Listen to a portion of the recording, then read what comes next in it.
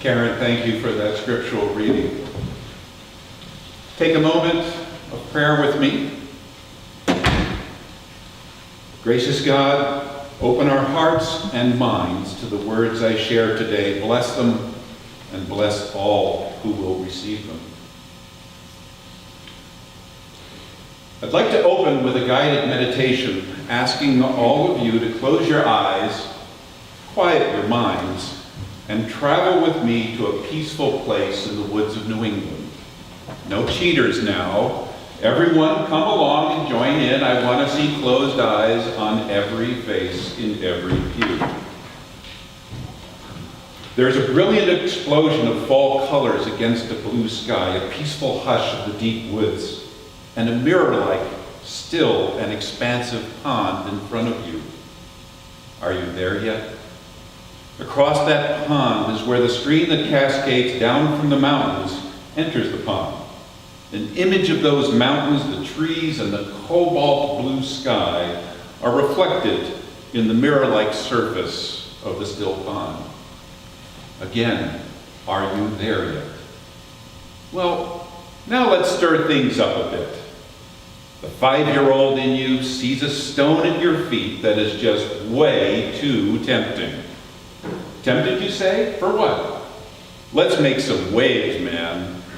Again, keep those eyes closed as you toss that stone into the pond and witness now a miracle. The peaceful reflections are gone, only to be replaced by wave after wave that emanates across the pond from just that one small stone. Each wave follows the other, making concentric circles that grow and grow and grow, multiplying in size and number. 10 feet, 40 feet, 100 feet across as they reach the shore and reflect back. Now open your eyes. You've witnessed a visual image of what I am calling the miracle of multiplication. Yes, there's a lot of physics at work in the pond to make this happen, but just standing back and watching it unfold is no less miraculous. I'm going to ask Pastor Allison for a little help here. Our theme for this year is Your Gifts Multiplied.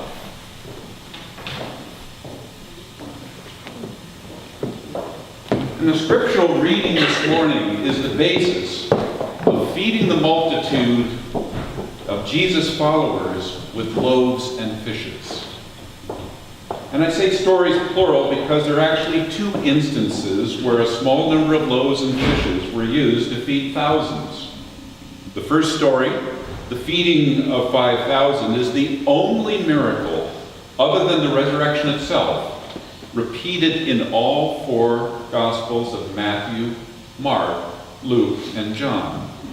Its messages were clearly important enough to rate this level of attention by all 4 Gospel writers. The second one that followed is the feeding of the 4,000 and is only recounted in the books of Matthew and Mark. There are many parallels between the 2, but most of my focus will be on the first one. Let me take you to that place. On the shores of the Sea of Galilee is the plain of Bethsaida, the place Jesus retreated to after hearing the horrible news of the beheading of John the Baptist. The disciples who had gone out to preach on their own reunited with Jesus here. Even though the place was remote with no sources of food or water, crowds of Jesus' followers still came, seeking to hear him and to be healed, which he did. As I see it, there are 3 lessons in this scriptural story, and it is at this point they begin. First, as evening approached, the disciples came to him and said, "This is a remote place, and it's already getting late. Send the crowds away so they can go to the villages and buy themselves food." What do you imagine Jesus said here? They do not need to go. You give them some food.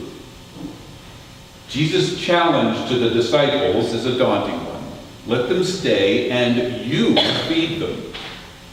In today's world, where immigrants seeking asylum are being turned away and children separated from their families, do we not see many examples of closed borders, doors, and communities to those in need? As a church who defines ourselves as a community of Christ, welcoming all people, learning to love and serve God and neighbor, what have we done? Did we not welcome the homeless into our church despite the challenges that entailed? Did we not open our doors to all people when we made our journey to becoming an open and affirming church?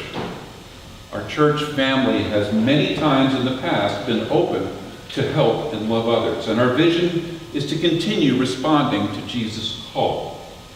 What role do we play as individual members of this church family in listening for and discerning Jesus' call? The second lesson is learning about and dealing with the fear that we may not have the resources to respond to that call. The scope of the task is great, and beyond what the disciples can imagine possible. In the version from John, it is Philip who says that 8 months' wages would not buy enough bread for each one to have a bite.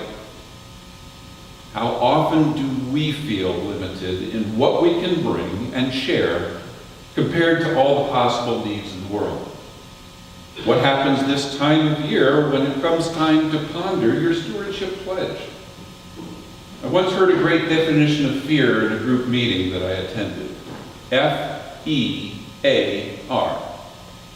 False evidence appearing real. Let me repeat that. False evidence appearing real. We create these fears in our mind. They gather strength, they gather energy. And Jesus' call is to take that fear head on and open your mind to the possibilities. I'm not suggesting we be Pollyannish about the assessment of our resources. But at the same time, we should open ourselves to trusting Jesus, his call to us, and how we respond. Returning to the version of the story in John, it is a young boy who comes forward with 5 small loaves and 2 small fish. Jesus often uses children to convey the innocence and openness needed to counter the fears we've built up within ourselves as adults. And this leads me to the third lesson I see in this scriptural story, and that is the miracle of multiplication. In today's vernacular, you can hear at this point in the scripture, Jesus saying, I got this. Okay. He took the loaves, gave thanks, and distributed them to those that were seated as much as they wanted. He did the same with the fish. The result is that all 5,000 were fed with leftovers to spare. To me, faith lives in the gap between my factual knowledge of the world and the possibilities of miracles that love can do as taught to us by Jesus. This is key to the stories of the loaves and fishes. Giving what we can and having the faith that will deliver beyond what we can imagine.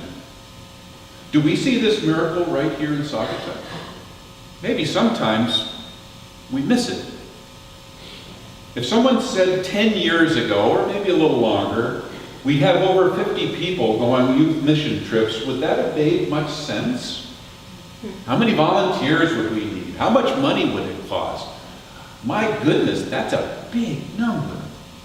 But thanks to the leadership of Michael and Kim and many others, we actually have something that at this point in time is a vibrant, joyful, and yes, larger than imagined activity that adds to the life of this church and the greater town of Westport. So how have your gifts been multiplied? What have you seen? And what might you imagine in the future if you approach it with the innocence and imagination of a child? I'd like to relate my own personal miracle of multiplication story.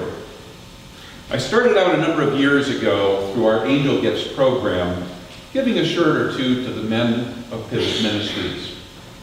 Seemed like a good thing to do. But one year I was late in purchasing the shirts and ended up having to deliver them myself. Part being late, How was that new news? Figuring I would just drop them off at the office, it would not take all that much time to go up and back to Bridgeport and, take care of delivering them. But it did not turn out that way. The executive director insisted he take me on a tour of the facility and meet some of the men. As I toured the classroom, met some of the men, walked through the greenhouse, I got a much deeper insight and appreciation of how a gift to the group multiplied in so many ways. As each man greeted me, a stranger in their midst, openly and honestly, I saw so much more than just a shirt. A man coming out of recovery, getting his high school degree, going home to a family that needed him, children that would benefit from him being sober and being a larger part of their lives. No, this was not one shirt for one man, but some small part that helped lead to an entire community benefiting from this man's faith journey at Pivot Ministries. So to summarize, here are my 3 takeaways from the lessons of the loaves and fishes. The first is that Jesus will at times challenge us beyond what we possibly can imagine. We need to be open to that call. Second, our human nature leads us to naturally fear that we do not have the resources to deliver on that call. Approach those fears with the innocence and openness of a child. Third, the miracle of faith assures us that our gifts will indeed be multiplied beyond our expectations.